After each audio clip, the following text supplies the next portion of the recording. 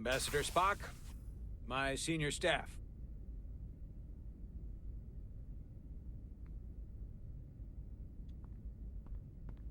It's not every day that a captain gets to welcome a Starfleet legend aboard. You flatter me, Captain Solano. But legend implies the past tense, whereas I am very much focused on our present circumstances. I didn't mean to suggest you were stuck in the past. You're right, Ambassador. Not the most diplomatic choice of words. Your experience comes from the past. But our present situation calls for it. True enough. We were hoping you could fill us in on the details. We got the basics from Starfleet. Two formerly peaceful neighbors are now on the brink of war. Indeed, and the tension between them grows fiercer by the hour.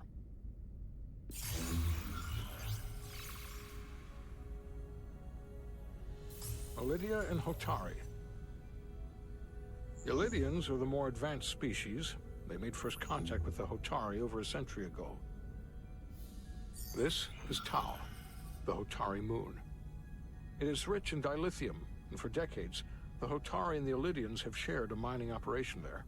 The Illydians provide the technological resources, while the Hotari have served as the labor force.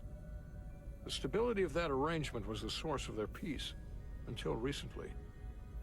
The Hotari have suddenly and forcefully seized control of the mining operations and expelled the Illydians from their system.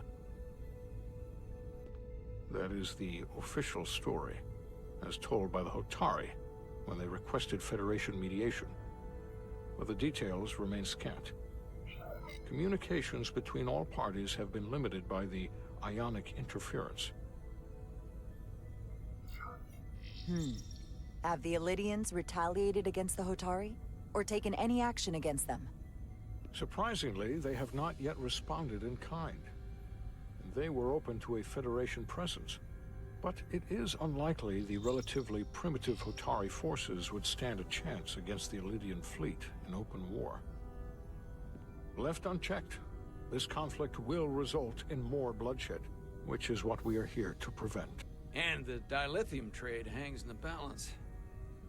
Clearly, the Hotari have been exploited in this relationship. Maybe we can persuade them peace is the more profitable alternative for everyone. They both profited from the mines. And for the Hotari, something is better than nothing. Peace is our objective, after all. That is correct. We can call it profitable or mutually beneficial, but at the end of the day, the Hotari are still being exploited for their own resources. True peace is not merely the absence of war. And as such, this conflict will surely come again. Neither the Illydians or the Hotari are members of the Federation, so we can't make them do anything. There is an additional complicating factor I should mention. In the past, the Federation has relied on the Illydians as a source of dilithium. That certainly changes things. The Federation sources its dilithium from a lot of places. Yeah, and this is one of them.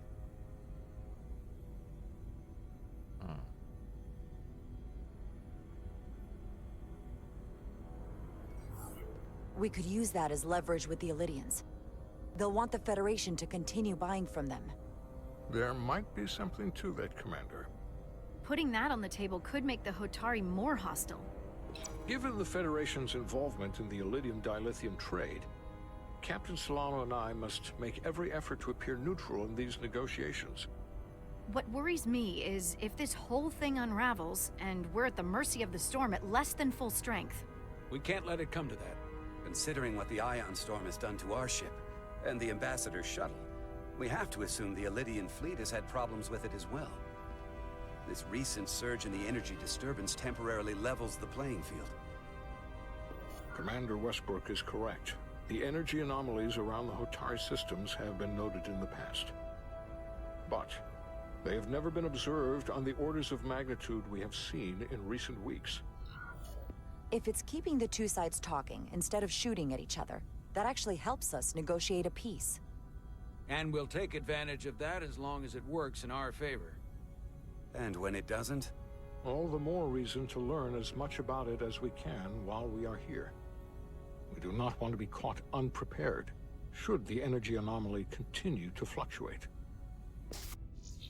So I trust we understand our circumstances. We're operating on a strict timetable here, and we're going to be leaving for the negotiations shortly. Commander Westbrook, I want you to leverage our systems to investigate the anomaly from here while we're gone. Aye, Captain. Thank you all. Dismissed. I want to speak to both of you privately.